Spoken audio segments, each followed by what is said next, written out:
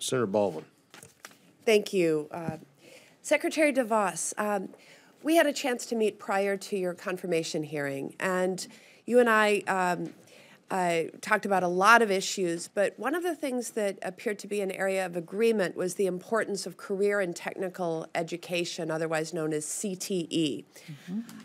As a co-chair of the Senate CTE caucus, it's an issue of great importance to me and certainly to my home state of Wisconsin.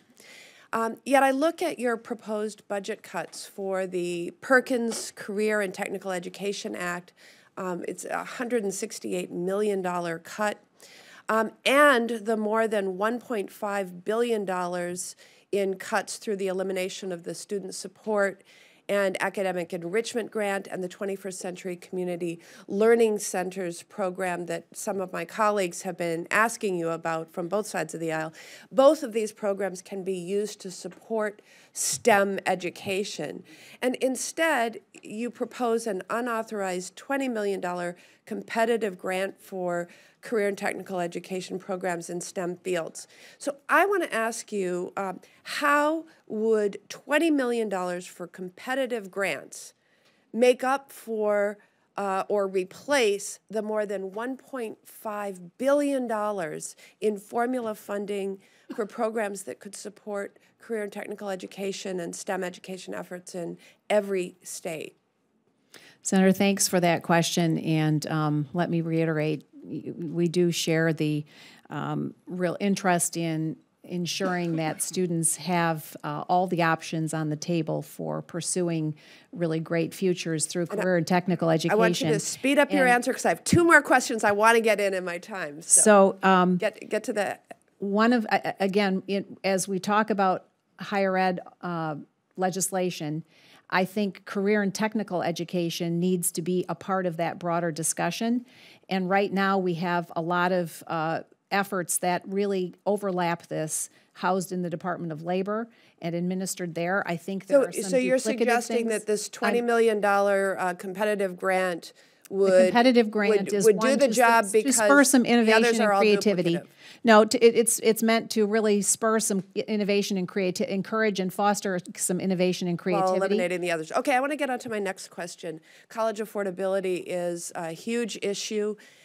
Your budget would make college less affordable for students in my state because it targets 3 campus-based programs: Perkins Loans, the Federal Work-Study Program, and the Supplemental Education Opportunity Grants, all of which allow campuses to target and fine-tune financial aid to students that they know to be in need, sometimes saving from a situation where somebody's about to drop out.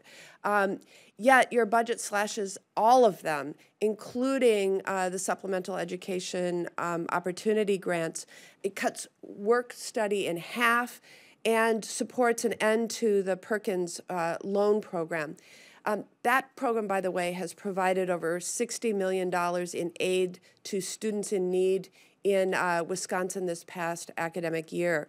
It also cuts billions from other programs that make college more affordable, like federal subsidized loans and public service loan forgiveness, which breaks a promise in my mind. Just some of these cuts in aggregate in my home state would mean that we would lose about $107 million in financial assistance for students.